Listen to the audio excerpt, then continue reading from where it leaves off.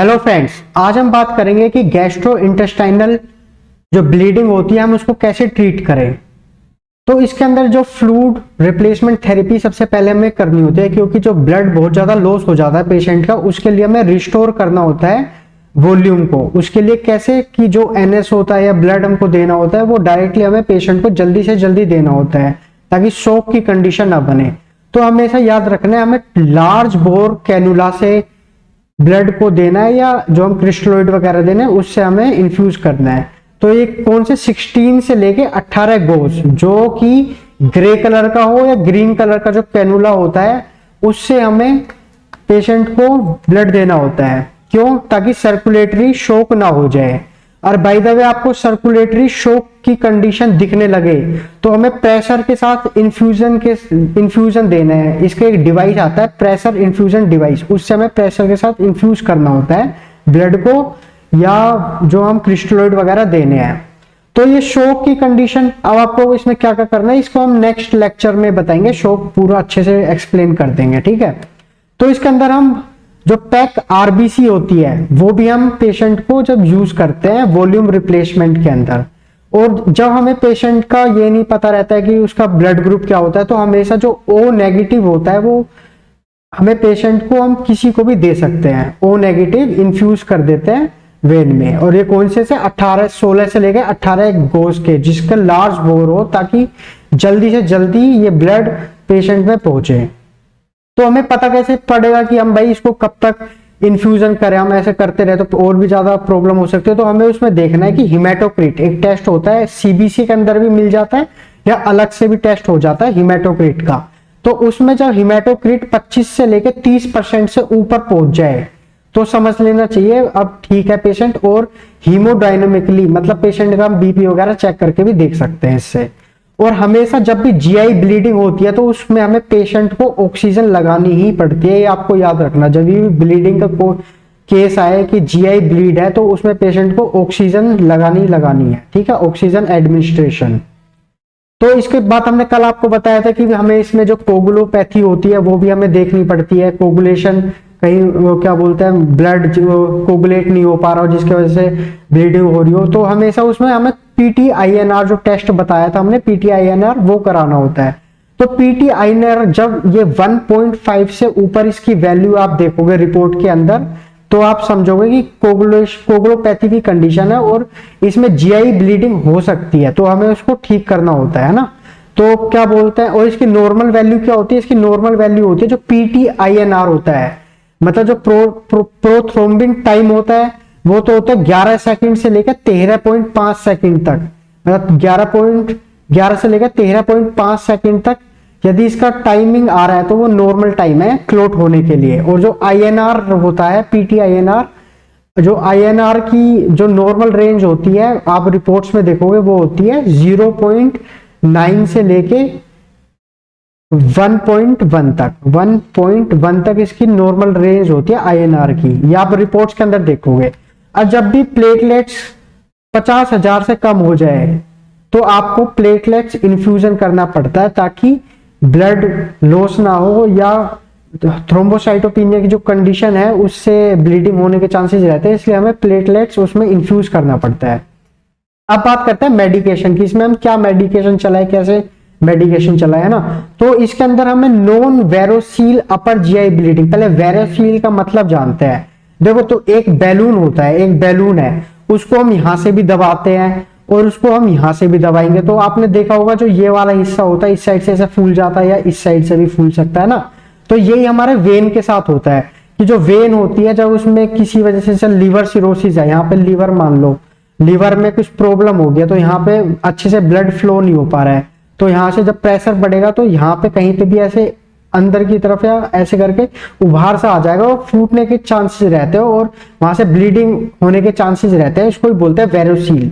तो इस कंडीशन में हम देखते हैं नॉन वेरोसील, मतलब वेरोसील नहीं है पर जीआई ब्लीडिंग हो रही है उसके अंदर, चाहे वो किसी भी वजह से हो, हेमरेज के वजह से हो, तो उसमें हम कैसे हम करते हैं। तो इसके अंदर हमें प्री एंडोस्कोपिक आईवी, मतलब एंडोस्कोप से पहले हमें इसके अंदर पीपीआई देना होता है। पीपीआई जैसे प्रोटोन पंप इनहिबिटर जिसको बोलते हैं, जैसे पेंटोप्राजोल वगैरह हो गया, तो उसमें हम जो 40 mg लगाते हैं, 40 mg वो हमें बीआईडी में चलानी चाहिए कि दिन में 2 बार, और 80 mg हम दिन में 1 बार भी चला सकते हैं। उसके बाद हम 8 mg पर आर के हिसाब से देते हैं, मतलब हर घंटे 8 mg देते हैं। मतलब पहले हमने 80 mg उसको तुरंत ही पेशेंट को दे दी, उसके बाद हमें 8 mg हर घंटे उसको इन्फ्यूजन देना होता है। इससे क्या होता है, हेमरेज के जो रिस्क होता है वो कम हो जाता है। और एंडोस्कोपिक थेरेपी जो होती है, मतलब एंडोस्कोपी तो हम कराते हैं कि हम जांच के लिए, पर जो एंडोस्कोपिक थेरेपी होती है दोनों एक चीज है। इसके अंदर हम थेरेपी का यूज करते हैं ताकि लाइगेशन वगैरह बेंड वगैरह कर सके, वो आगे देखते हैं।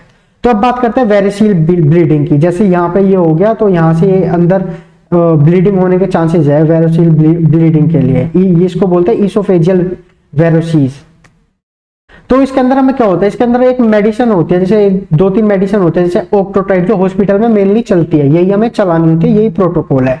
जैसे ऑक्ट्रियोटाइड, और इसमें टर्लीप्रेसिन भी होती है। ये क्या होती है, सोमेटोस्टैटिन होती है, मतलब एंडोजीनस जो ब्लड के अंदर होता है वहां पे सोमेटोस्टैटिन होती है ऑक्ट्रोटाइड। इसका जब हम इन्फ्यूज करते हैं तो जो पोर्टल प्रेशर होता है वो कम हो जाता है, जिसके वजह से वेरोस, मतलब हमने बताया ना पोर्टल प्रेशर जब बढ़ जाए, जैसे ये लीवर है, लीवर में कुछ हो गया तो ये पोर्टल वेन है, इसके अंदर प्रेशर पड़ेगा, प्रेशर बढ़ेगा तो कहीं भी वेरिसील बनने के चांसेस होते हैं। तो हमें इसका प्रेशर कम करने के लिए हम ये मेडिसिन चलाते हैं ऑक्ट्रोटाइड, जिसके अंदर ये वेरिसील ना बने और प्रॉब्लम ना आए। तो इसके हम जो ऑक्ट्रोटाइड की डोज देते हैं वो 50 से लेकर 100 mg हम इसको माइक्रोग्राम बोलस में देते हैं ना, मतलब 50 से 100 माइक्रोग्राम बोलस में चढ़ा देते हैं। उसके बाद 25 से लेकर 50 माइक्रोग्राम हर घंटे हमें चढ़ानी होती है पेशेंट को। और ये कब तक करते हैं हम, 3 से 5 दिन।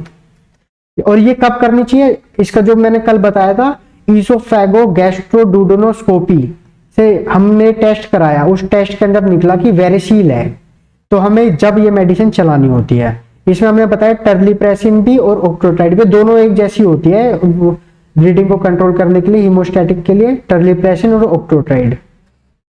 और हमेशा हमें याद रखना है ज्यादातर चांसेस ना इस सिरोसिस में होता है। मैंने पेशेंट देखा था उसके अंदर ये चलाई थी हमने टर्लीप्रेसिन, तो इसके अंदर क्या होता है जब सिरोसिस हो जाता है, इसके अंदर एसाइटिस वगैरह भी हो जाता है। हम जब सिरोसिस पढ़ेंगे, जब पूरा सब कुछ पढ़ेंगे उसके अंदर क्या क्या हो जाता है उसका अलग से मैनेजमेंट जब पढ़ेंगे। पर इसको अभी समझ लो कि जब भी सिरोसिस होगा तो उसमें हमें एंटीबायोटिक इसके साथ चलानी होती है, जो 3rd जनरेशन सिफेलोस्पोरिन होती है, जिसको सिफ्ट्रेक्सोन बोलते हैं, या हम उसकी जगह फ्लूरोक्विनोलोन्स भी चला सकते हैं। वैसे हॉस्पिटल में ज्यादातर सिफ्ट्रेक्सोन ही चलाते हैं, ठीक है। ऐसे थैलिडोमाइड होता है, जब ये गैस्ट्रोइंटेस्टाइनल में क्या बोलते कोई वेरिसीज आती है तो हम वहां पे थैलिडोमाइड का यूज करते हैं, ठीक है। मतलब क्रोनिक ब्लीडिंग काफी टाइम से हो रही है गैस्ट्रोइंटेस्टाइनल में, तो हम थैलिडोमाइड का यूज करते हैं। ऐसे ही अब देखते हैं नॉन फार्माकोलॉजिकल, अभी तक हमने मेडिसिन की बात की, अब इसके अलावा भी हमारे पास यही प्रोटोकॉल होता है। अब हम नॉन फार्माकोलॉजिकल करेंगे, मतलब बिना मेडिसिन के हम कौन सी थेरेपी कर सकते हैं। मतलब इसके अंदर हम एंडोस्कोपिक थेरेपी चलाते हैं, किसके लिए, हीमोस्टेटिस करने के लिए, जो जहां से ब्लीडिंग हो रही है वहां से कोर्ट्रीव वगैरह करने के लिए, लाइगेशन करने से। जैसे ये वेन है ना, इसके अंदर हम उसके कैमरे की मदद से जो हमने एंडोस्कोपी किया वहां पे जाके लाइगेट कर देते हैं, लिगेशन यहाँ पे बांध देते हैं। मतलब जैसे हेमरोइड्स होते हैं ना, पाइल्स वगैरह हेमरोइड्स, उसके अंदर जो लाइगेशन करते हैं बैंड लगा देते हैं, ऐसे हम वेन के अंदर जाके उसके अंदर यहाँ पे लाइगेट कर देते हैं ताकि ब्लीडिंग ना हो। ऐसे ये होता है स्क्लेरियोथेरेपी, इसमें भी हम जाके स्क्लेरियोथेरेपी वहां से जला देते हैं और वहां से बंद कर देते हैं इस पूरे को ताकि ब्लीड ना हो। ये वेरिसील लाइगेशन हो गया या बैंडेजिंग हो गया ना, ये स्क्लेरोथेरेपी हो गया। ये सारी टेक्निक्स होती है और आपको ये जानना जरूरी है, क्योंकि आप यदि आईसीयू में हो तो आपको क्या बोलते हैं सब कुछ देखना पड़ेगा कि हम तुम्हें कौन सी थेरेपी करानी है। फिर आप सर्जन को कॉल करोगे, ऑन कॉल सर्जन आएगा, उसके बाद वो पूरा ट्रीट करेगा और ट्रीट करके चला जाएगा। उससे पहले क्या मेडिसिन चलेगी वो भी आपको देखना होगा, और उसके बाद क्या कॉम्प्लिकेशन होती है वो भी आपको ही संभालनी पड़ती है। तो अब देखते हैं कि ट्रांसजुगुलर इंट्राहिपैटिक पोर्टोसिस्टमिक स्टंट भी होता है, मतलब जिसको टिप्स बोलते हैं। इसको हम पहले समझते हैं इतना बड़ा नाम कैसे है। इंट्राहिपैटिक जो मतलब हिपैटिक जो वेन है उसके बीच में, या पोर्टोसिस्टमिक मतलब इंट्राहिपैटिक पोर्टोसिस्टमिक मतलब पोर्टल वेन और हिपैटिक वेन के बीच में एक ट्रांसजुगुलर हम स्टंट लगा देते हैं, उसको बोलते हैं टिप्स। जैसे इसमें कोई है फोटो, देखते हैं। चलो इसमें ये रही, जैसे ये यहाँ पे हम वेन, ये वाली जो वेन है यहाँ पे कोई प्रॉब्लम हुई होगी, तो हमने यहाँ पे इन दोनों को कनेक्ट कर दिया एक स्टंट से, ताकि प्रेशर कम हो जाए और वेरिसीज ना बने और ब्लीडिंग ना हो। ठीक है, इससे आप समझ सकते हो। और हाँ, इसमें देखा जाता है इसके जो प्रॉब्लम आती है जिसमें हम ये कराते हैं टिप्स, उसमें एंसेफेलोपैथी मिलती है, 25% पेशेंट में होने के चांसेस हो जाते हैं और हो भी जाते हैं। तो इसको हम एंसेफेलोपैथी नेक्स्ट वीडियोस में देखेंगे, इसको कैसे यदि बाय द वे हो जाए तो हम इसको कैसे मैनेजमेंट करें। तो इसमें हम डुप्लेक्स डोपलर अल्ट्रासाउंड भी कराते हैं, जो मतलब जैसे ये वाला हो गया ना, ये अल्ट्रासाउंड होते हैं, मशीन होते हैं, इससे हम वेन के ऊपर रख के देखते हैं कि कोई मतलब उसमें क्या हो रहा है, उसके बाद इसमें समझ आता है ब्लीडिंग हो रही है क्या नहीं हो रही। डुप्लेक्स अल्ट्रासाउंड टेस्ट बोलते हैं इसको। उसके बाद हम वेरिसीज का पता लगाते हैं इसमें ईसोफेगल और गैस्ट्रिक वेरिसीज में, जिसमें रीडेवलप हो जाते हैं ना, बार बार होते रहते हैं कि हमने एक बार नोट लगा दिया उसके बाद दोबारा होगा, तो उसमें डुप्लेक्स थेरेपी से हम स्टेनोसिस कर देते हैं, मतलब उसका लाइगेट कर देते हैं।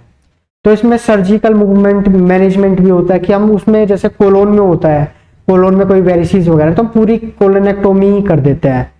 या ये जो ब्लीडिंग होने के चांस होते हैं, जैसे तो इसका कैंसर हो गया, जैसे कोलोन में यहाँ पे मान लो यहाँ पे कैंसर है, तो हम इसको पूरे को कट ही कर देंगे, इसको बोलते हैं कोलेक्टोमी। और जैसे डाइवर्टिकुलरिस हो गया, यहाँ से ये आपस में कभी कभी ये फंस भी जाती है, तो मान लो यहाँ से घूम के इधर आ गई, तो यहाँ पे जो ये वाला पार्ट होगा ये पूरा खराब हो जाएगा, ब्लड नहीं पहुंच पाएगा, तो हमें इसको यहाँ से कट कर देना पड़ता है।